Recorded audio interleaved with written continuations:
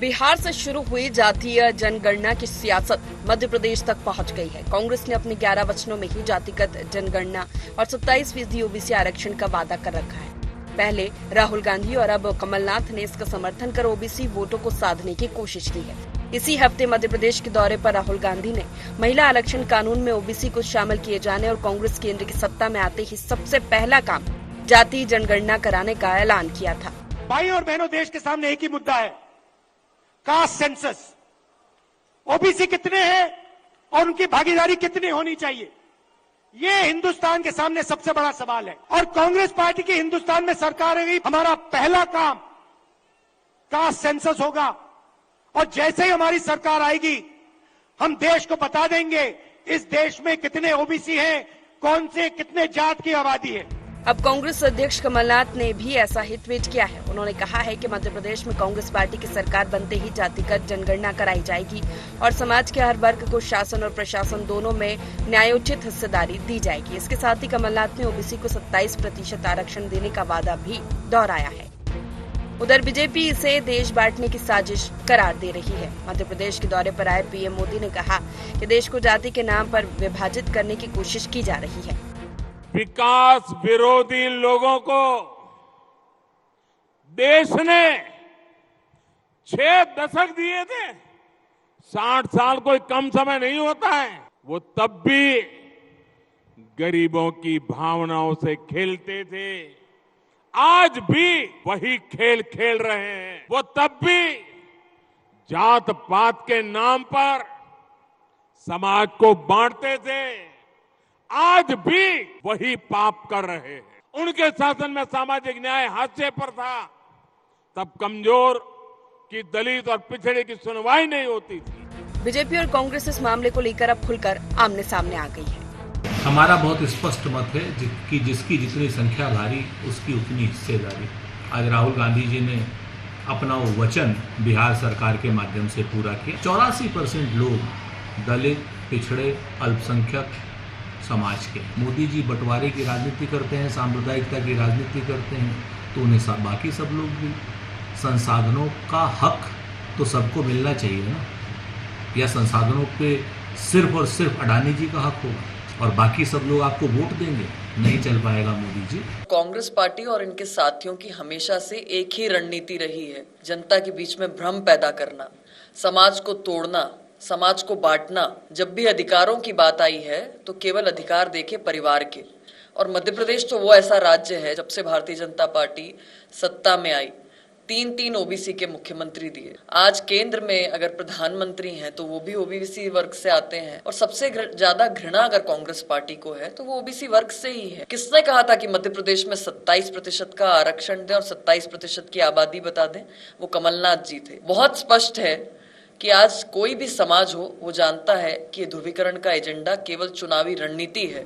मध्य प्रदेश में जातीय जनगणना पर सियासत के अलग ही मायने हैं। यहाँ भाजपा और कांग्रेस दोनों ही अपने आप को ओबीसी का हितैषी बता रही है। इसकी ठोस वजह ही है कि प्रदेश की 80 से ज्यादा सीटों पर ओबीसी वर्ग का प्रभाव होना। भाजपा दावा करती है कि उसने प्रदेश को 3 ओबीसी मुख्यमंत्री उमा, बाबूलाल गौर और शिवराज सिंह चौहान दिए। कांग्रेस सिर्फ उलझाने का काम करती है। वही कांग्रेस दावा कर रही है कि उसने ओबीसी को 14 से 27% आरक्षण दिया। ऐसे में इस मामले को लेकर सियासत लाजमी है। ये सियासत किस मोड़ पर खत्म होती है, ये देखने लायक होगा। Bureau report, IND 24।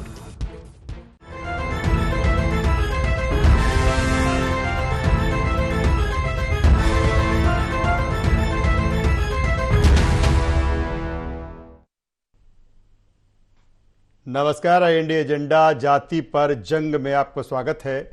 मैं हूं राजेश सक्सेना। आज इसी मसले पर, इसी विषय पर चर्चा होगी, बातचीत होगी, डिबेट होगी। लेकिन पहले एक नज़र डाल लेते हैं एजेंडा पॉइंट्स पर।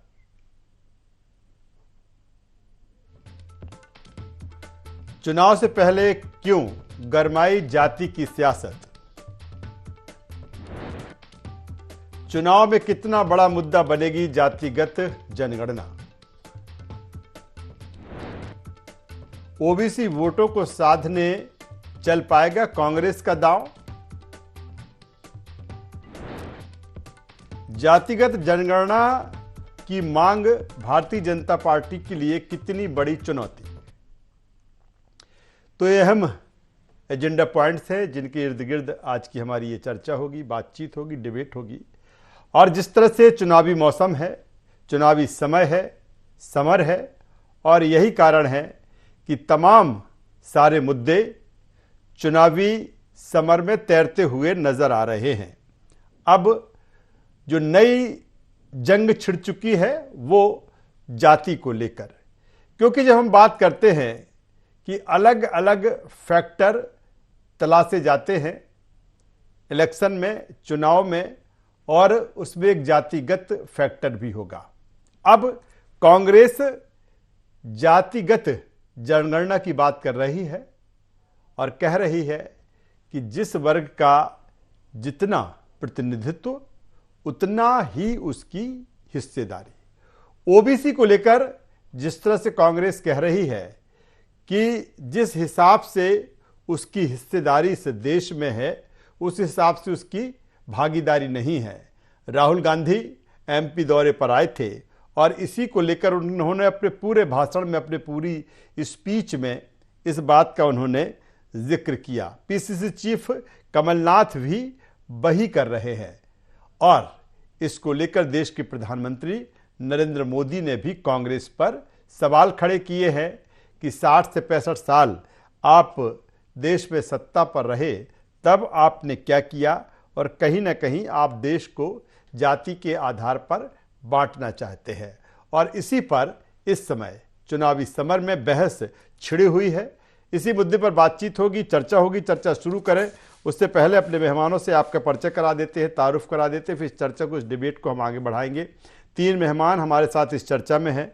हमारे साथ में हैं कांग्रेस के वरिष्ठ नेता, पूर्व सांसद प्रताप भानु शर्मा जी, स्वागत करता हूं। भानु साहब, नमस्कार। हमारे साथ में है भारतीय जनता पार्टी के वरिष्ठ नेता, प्रदेश प्रवक्ता गोविंद मालू जी। गोविंद जी, आपका स्वागत करता हूं। और वरिष्ठ पत्रकार देवदत्त दुबे जी हमारे साथ में हैं। देवदत्त जी, आपका भी स्वागत करता हूं। और सबसे पहले मालू साहब, मैं आपके पास में आता हूं। जिस तरह से अब जो जंग है, जो लड़ाई है, वो जाति पर आकर टिक गई है और कांग्रेस कह रही है कि जैसे ही वो सत्ता में आते हैं वो जातिगत जनगणना कराएंगे और जिसकी जितनी देश में हिस्सेदारी है, भागीदारी है, उस हिसाब से उसको हिस्सेदारी दी जाए। उन्होंने तमाम सारे सवाल भारतीय जनता पार्टी पर खड़े किए हैं। किस तरह से कांग्रेस के इस दांव से निपटेगी भारतीय जनता पार्टी?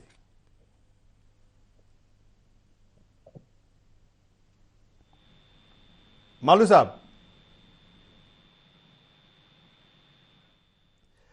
मेरी आवाज मिल रही है आपको?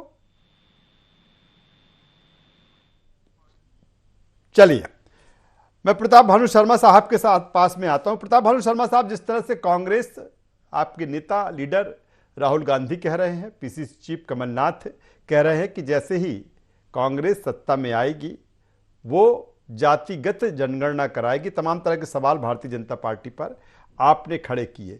माना जाए चुनावी समर में ये कांग्रेस का बड़ा दांव है?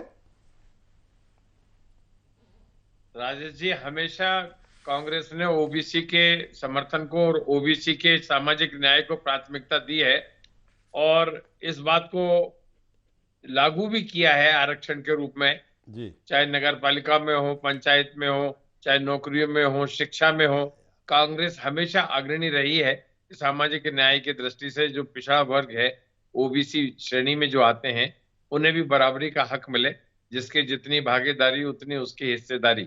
और ये कांग्रेस के लिए नया नहीं है। जनगणना 2011 में भी जब मनमोहन सिंह जी प्रधानमंत्री थे, इसी आधार पर की गई थी कि ओबीसी में भी किस तरह की कैटेगरी हैं, अति पिछड़े हैं और कितनी बिरादरियां जिनको आज तक शिक्षा, अच्छी शिक्षा और अच्छा रोजगार उपलब्ध नहीं हुआ, उनको किस तरह से ये सामाजिक न्याय के दायरे में लाया जाए और वो शामिल किया जाए। परंतु इन 9 वर्षों में मोदी सरकार ने ना तो उन आंकड़ों को प्रकाशित किया और ना ही उस तरफ कोई ध्यान दिया है। जबकि सुप्रीम कोर्ट तक कह चुका है, भारत सरकार का निर्णय हो चुका है और अब तो 2 अक्टूबर के दिन बिहार ने भी ये सूची जारी कर दी कि पिछड़े 27% हैं, अति पिछड़े 36% हैं और सब मिला के जो सामान्य जनरल कैटेगरी है SC ST कितने हैं वो भी उन्होंने जारी कर दिया लेकिन है। प्रताप भानु शर्मा साहब वो कह रहे हैं कि आप 60 साल सत्ता में रहे, तब आपने इस तरह की बात कभी नहीं की और अब चुनावी समय में आप इस तरह की चीजें कर रहे हैं। ये तो झूठ बोलने का उनका झूठे आरोप हैं, झूठ बोलने का तरीका है। क्योंकि यदि जो मैंने पहले भी कहा, जी, शिक्षा में आरक्षण कांग्रेस की सरकार में मिला, आप देखिए, रोजगार में आरक्षण कांग्रेस की सरकार में मिला, पंचायती राज का कानून राजीव गांधी के टाइम पर बना था, उसमें पंचायत में महिलाओं को, पिछड़े वर्ग को आरक्षण राजीव गांधी जी के टाइम पर मिला। मध्य प्रदेश में ये काम दिग्विजय सिंह जी की जब सरकार थी वो आरक्षण का काम किया। ओबीसी को हमेशा विश्वास में लेकर और सामाजिक चलिए, मालू साहब हमसे जुड़ चुके हैं। गोविंद मालू साहब, एक बार फिर आपका स्वागत करता हूं बेहतर संवाद कम्युनिकेशन अब आपसे हमारा स्थापित हो चुका है। मालू साहब, किस तरह से देखे कांग्रेस किस दांव को कैसे निपटेगी भारतीय जनता पार्टी, क्योंकि चुनावी समय है, साल है, पहले विधानसभा और फिर लोकसभा। कांग्रेस तो हमेशा जाति के नाम पर, भाषा के नाम पर और वर्गवाद के नाम पर देश को बांटती रही है। अब कांग्रेस कैसे निपटेगी, ये कांग्रेस खुद निपट रही है। ऐसे निपटेगी, ये खुद इतनी हिपोक्रेसी करते हैं। 2011 में इन्होंने कहा कि हमने जनगणना कराई, कर्नाटक की सरकार में इन्होंने कराई, उसके पहले जब सिद्धारमैया मुख्यमंत्री थे उसके बाद फिर मुख्यमंत्री बन गए हैं, तब कुछ नहीं किया, आज कुछ नहीं किया, तब जब मनमोहन सिंह थे तब कुछ नहीं किया, इंदिरा गांधी, जवाहरलाल नेहरू से लगाकर किसी ने कुछ नहीं किया। ये केवल राजनीतिक शगुफा है। वास्तव में यदि पिछड़ा अति पिछड़े का किसी ने सुध ली तो वो हमारे देश के माननीय प्रधानमंत्री नरेंद्र मोदी जी ने, मध्य प्रदेश की सरकार के मुखिया शिवराज सिंह चौहान ने ली। हमने तो पूरी पार्टी पिछड़ों को सौंप रखी है और आप पिछड़ों की बात कर रहे हैं। और ये जो अभी जिस दिन का आपने ये जो गिमिक किया है, ये सर्वे है, ये गणना नहीं है, ये जनगणना नहीं की है, ये सर्वे करें और उसके बाद में उनकी आर्थिक स्थिति के बारे में आपको नहीं मालूम। आप तो केवल पत्थर उछाल रहे हैं जोरदार, ताकि कुछ आसमान में सुराख हो जाए। इससे नहीं होता है। 27% आरक्षण हमारी केंद्र की सरकार, मोदी जी की सरकार ने दिया और भर्तियों में दिया, हमने मेडिकल शिक्षा में दिया, हमने लगातार उनके हित संवर्धन का काम किया। कैसे उनका आर्थिक आधार मजबूत, लेकिन यही बात तो पीसी चीफ कमलनाथ कह रहे हैं। कभी इनके दिमाग में आई? मालू साहब, यही बात तो पीसी चीफ कमलनाथ कह रहे हैं कि जब वो 15 महीने की उनकी सरकार आई तो उन्होंने 14 से 27% आरक्षण देने को कहा था। बिल्कुल नहीं, बिल्कुल नहीं, यही मैं कह रहा हूं। उन्होंने केवल छला है उनको। जब कोर्ट में मामला गया तो क्यों नहीं पैरवी की, समय पर, तारीख पर क्यों उससे अलग हो गए? सुप्रीम कोर्ट में इसी के कारण हुआ है। समय पर पैरवी नहीं की। एक तरफ लॉलीपॉप पकड़ा और दूसरी तरफ से खींच लो। ये काम कांग्रेस का शुरू से रहा है, गरीब हटाओ से लेकर सब कामों में। ये कभी उनके वर्गों के ये तुष्टीकरण की राजनीति करते हैं, ये जाति और समाज को तोड़ने की राजनीति करते हैं, बहुत संख्यक समाज को तोड़ने की राजनीति, उनकी बेहतरी की राजनीति नहीं करते। बेहतरी की तो हम करते हैं। हमने विश्वकर्मा योजना बनाई, यहाँ चरण पादुका योजना बनाई, ऐसी कई सारी योजनाएं जो इन वर्गों को लाभान्वित करके इनके आर्थिक स्तर को उठा रही है। इसलिए मैं इनसे आग्रह कर रहा हूं कि इस तरह साहब आता हूं दोबारा आपके पास में, देवदत्त दुबे साहब के पास में आता हूं। देवदत्त दुबे साहब, जो आप ये चुनावी मुद्दा है, कुछ करें। ये देवदत्त दुबे साहब, ये चुनावी मुद्दा है या वाकई उस वर्ग के उत्थान के लिए ये बात है, हिस्सेदारी की बात है? देखिए, राजनीति में थोक में वोट किस मुद्दे पे मिलते हैं, या तो धर्म के नाम पर या जाति के नाम पर। आप मानवीय आधार पर सोचें तो केवल हर दृष्टि से केवल मानव की बात होना चाहिए। अब हम आधुनिक युग में जी रहे हैं, आधुनिक नई पीढ़ी जाति इन सबको नहीं मानती, प्रतिभा का युग है। इन सबको केवल वोट की लालच में, जो थोक में या तो धर्म का इशू गर्म किया जाता है या जाति का, जिसमें बिना कुछ किए, मैं कहूँगा सीधा आरोप मेरा, अकर्मण्य जो नेता होते हैं वो दो इशू ले जाते हैं वोट के लिए, या तो धर्म का या जाति का। इन सब मुद्दों से परे बहुत समस्याएं हैं, बहुत विजन है नई पीढ़ी के, उन पे बात होना चाहिए, उन पे वोट होना चाहिए। महंगाई, बेरोजगारी, कानून व्यवस्था, भ्रष्टाचार, ऐसे अनेकों मुद्दे हैं, उस पर बात होना चाहिए। जाति क्या, आप तो जब मानवीय आधार पर योजनाएं बनाएंगे, मानवीय आधार पर क्रियान्वित करेंगे, तो जो योग्य होगा उसके लिए सम्मान मिलेगा उस योजना से। जातियों में कई बहुत गरीब होते हैं, कई बहुत अमीर होते हैं, और वो कोई वो नहीं है। और अब ये नेताओं को भ्रम है कि अब जाति के नाम पर भी वोट मिलेंगे। बहुत हो चुका, बहुत लोगों ने इसके लिए प्रयास किए। केवल 1-2 चुनाव में ये प्रभावी रहता है।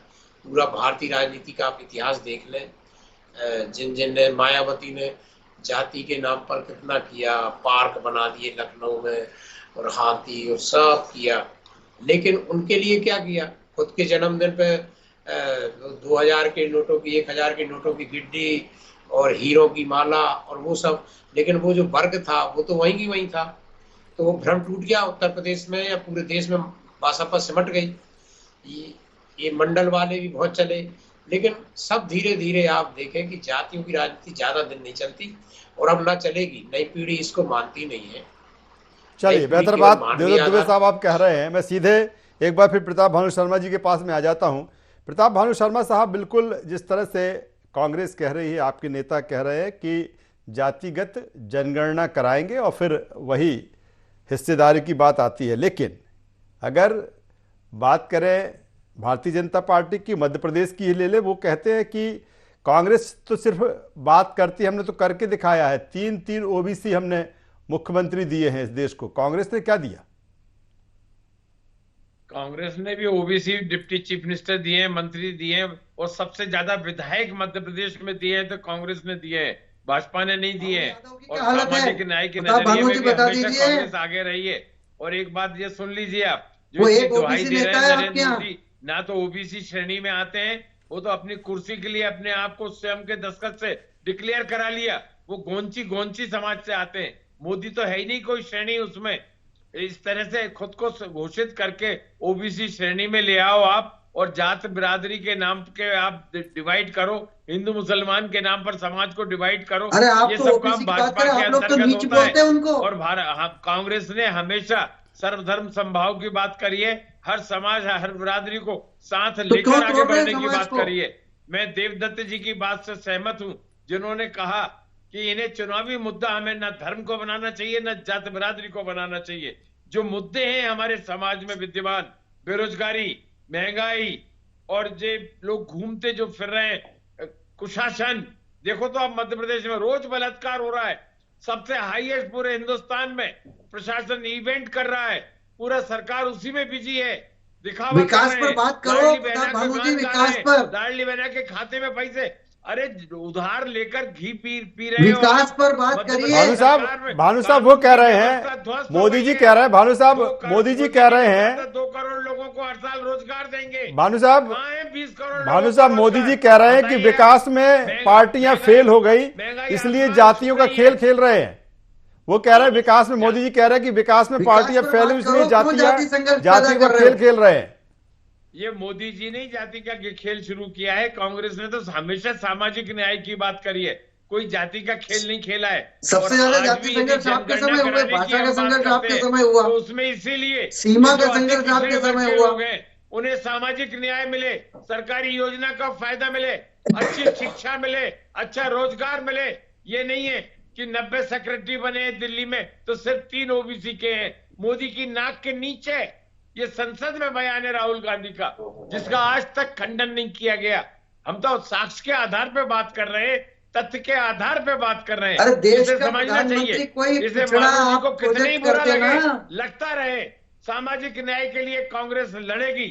चलिए मालू साहब जवाब दे दीजिए। चलिए मालू जी से जवाब ले लेता हूँ। मालू साहब, धर्म को, राजनीति को, धर्म को और सर मालू जी से जवाब ले लेता हूँ, फिर मैं आऊंगा आपके पास। मालू जी। प्रताप भानु जी, आजादी के बाद से और आज तक किसी ओबीसी को प्रधानमंत्री बनाया आपने? किसी ओबीसी को मुख्यमंत्री बनाया आपने? क्या सुभाष यादव के साथ हश्र हुआ उनका अनुसूचित जाति के, अनुसूचित जनजाति के नेताओं के साथ क्या किया? शिव भानु सोलंकी, सुनिए, शिव भानु सोलंकी के साथ क्या किया? हमारी सरकार बनते ही हमने चौधरी उमा चरण भारती सिंह जी को को बनाया, मुख्यमंत्री बनाया। देवेगौड़ा को बनाया, उसके बाद समर्थन सुनिए देकर। सुनिए सुनिए और आज बाबूलाल राजस्थान में गौर जी को बनाया मुख्यमंत्री ओबीसी और का है, शिवराज जी को बनाया। छत्तीसगढ़ में देखिए मुख्यमंत्री ये ओबीसी का संघर्ष है, पैदा करके और कर्नाटक में पत्थर उछालने मुख्यमंत्री से कुछ ओबीसी नहीं का होगा। है। अरे आप सुनिए तो सही। चलिए भानु आप भानु सुनिए साहब तो जी, सही।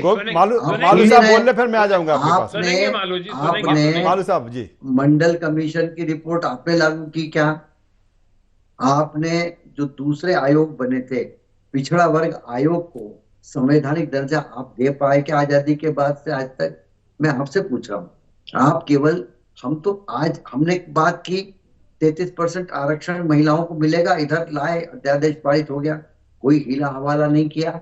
आपकी सरकार में, तो आपसे पूछ रहा हूँ, कर्नाटक में क्यों कराई थी आपने जनगणना? अभी तो सर्वे आया, उस पर आप इतना तहलका मचा लेकिन रहे हैं। वो इसमें भी कह रहे हैं कि वो कह रहे हैं, पूछ रहे हैं मालू साहब, वो इसमें पूछ रहे हैं कि इसमें ओबीसी महिलाओं का आरक्षण कहाँ है, उसकी बात कर रहे हैं। जातिगत जनगणना कहाँ है? बात ही नहीं करेंगे, झूठ बोलेंगे। आप लागू करिए, लागू करिए। अरे बात हम कर रहे हैं, विकास की बात से मुंह मोड़कर आप नया देश में एक माचिस की तीली दिखाना चाहते हैं। आपने जिस तरह से वर्ग संघर्ष, जाति संघर्ष, भाषा का संघर्ष, कैसे विदर्भ जला, आपको मालूम, हमको मालूम है। तेलंगाना और आंध्र प्रदेश का विभाजन हुआ, ये दुनिया जानती है। कितने लात घुसे चले, कितना अराजकता फैली। अराजकता के दौर में देश को धकेलने वाले आपने कभी इनके विकास की चिंता नहीं की, इनकी कैसे आर्थिक स्थिति अच्छी बने उसकी चिंता नहीं की। आप लाडली बहना की बात कर रहे हैं। आप 1500 रुपए के झाड़ पे उग जाते आपके पास।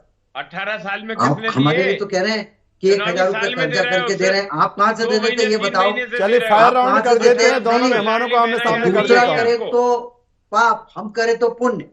ये कौन सी राजनीति का हिस्सा है? बता भनुज, आप इतने सीनियर रहे, आपने कई सारे नेताओं के साथ काम किया है। आपके इंदिरा गांधी, जवाहरलाल नेहरू, इन दौर के नेता आप रहे हैं। आप थोड़ा सा आत्मावलोकन करिए कि क्या कभी उन्होंने सामाजिक न्याय की बात आप भी जवाब दे सकते हैं भानु साहब, लेकिन किया है क्या?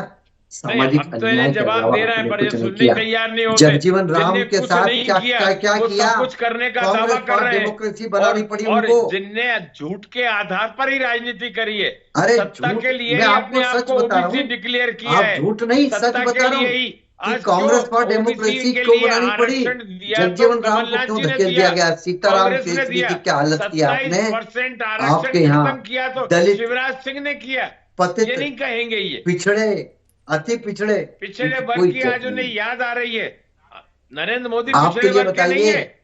देश में जब वो मुख्यमंत्री थे, अल्पसंख्यकों उन्होंने में किसकी अपने आप आबादी को ज्यादा अपने बढ़ी? दस्तखत से पिछड़े वर्ग में शामिल करवा लिया था। पिछड़ा सर्वे वर्ग में 1%, एक जाति 1%। चलिए यहीं फायर राउंड दूसरी समाप्त जाति होता है। 18%। सीधे देवदत्त दुबे साहब के पास में आ जाता हूं।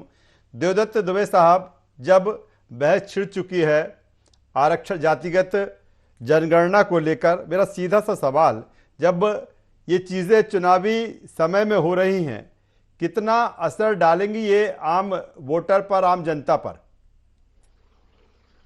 देखिए, ये तो स्वाभाविक है कि जब लोगों को ये लगता है कि इस बहाने हमारा ये प्रदर्शन होगा कि हमारी जाति इतनी है, एक भावना जगती है।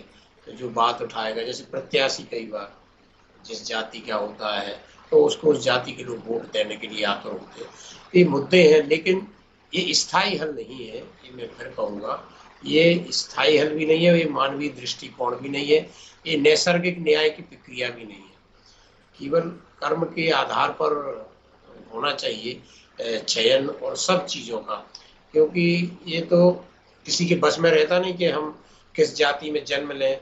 तो सब प्रकृति है, ईश्वर जो व्यवस्था है उसमें लेता है, और उसके आधार पर हम किसी का वो डिमोशन करें, किसी को प्रमोशन करें, योग्यता के आधार पर, मानवीय आधार पर, ये सब होना चाहिए। लेकिन है मंडल और कमंडल का देश में बोलबाला चल रहा है, और सब कर चुके, और उनका हश्र भी सब देख चुके हैं। ये भी कुछ दिन चलेगा, फिर नहीं होगा। देवदत्त दुबे साहब, एक वजह ये भी है क्योंकि जिस तरह से कहा जा रहा है कि 23 की जो लड़ाई है काफी अहम है, नेट टू नेट है, और 80 सीटें ओबीसी वर्ग से आती हैं, और आपने कहा कि कोई ना कोई असर तो इसका होता है। आप देखिए सक्सेना जी, कोई सीट पे आमने सामने भाजपा ने भी लोधी दिया, कांग्रेस ने लोधी दिया, भाजपा ने यादव दिया, कांग्रेस ने यादव दिया। या कुशवाहा पटेल जो भी दे रहे हैं, तो ओबीसी डिवाइड हो जाएगा ना जी। ये सब क्या है कि जो नेता होते ना अपनी बात को, अपना नेतृत्व उभारने के लिए ये सब चीजें करते हैं, लेकिन व्यवहारिक धरातल पर मैं आपको बहुत उदाहरण दे दूंगा। प्रताप भानु शर्मा जी बहुत वरिष्ठ विधायक हैं, रत्नेश सालोमन जीतते थे जहां से जबेरा नोएडा विधानसभा से, तो वहां ईसाई क्या 100-200 वोट होंगे, बाकी लोधी और यादव वोट हुआ करते थे। भानु राणा देवरी से जीते, नेपाली समाज की एक वोट नहीं थी, वहां लोधी यादव ब्राह्मण जैन ये थे। तो ये सब मैं जो बता रहा हूँ कि ये सब है जो नेताओं के अपना प्रभुत्व जमाने के लिए कि हमारी जाति कितने हैं। आप जब टिकट के लिए जो बायोडाटा देखेंगे दावेदारों के, तो लगता है कि चलिए तो जाति पर जंग है, क्योंकि चुनावी समर है, देखना होगा कि इसका कितना असर पड़ता है आम मतदाता पर। कुछ बोलेंगे क्या भानु साहब? 30 सेकंड में कुछ बोलना चाहेंगे? नहीं, तीनों मेहमानों का मैं यहाँ पर यही कहेंगे, जी जात पर ना पात पर, मोहर लगेगी हाथ पर। चलिए कुछ ऐसे स्लोगन भारतीय जनता पार्टी भी दे रही है। देखना होगा इन चीजों का जनता पर कितना असर होता है। और जब चुनावी समर है और समय है, जाहिर सी बात है इस तरह की तमाम सारी चीजें चुनावी समर में समय में तैरती हुई नजर आएंगी। तीनों मेहमानों का धन्यवाद करूंगा, शुक्रिया करूंगा। तो कुल मिलाकर जिस तरह से मध्य प्रदेश में जो जाति पर जंग है, और ये देखना होगा इसका कितना असर आम मतदाता, आम वोटर पर पड़ता है, जनता पर पड़ता है। क्योंकि अगर लोकतंत्र और प्रजातंत्र में जब हम बात चुनाव की करते हैं तो जनता या जो वोटर है वही सर्वोपरि होता है, और वही ये तय करता है कि किसको सत्ता में आसीन होना चाहिए, किसको नहीं। IND एजेंडा में बस इतना ही। IND 24 पर खबरों का सिलसिला लगातार जारी है। आप बने रहिए हमारे साथ। नमस्कार।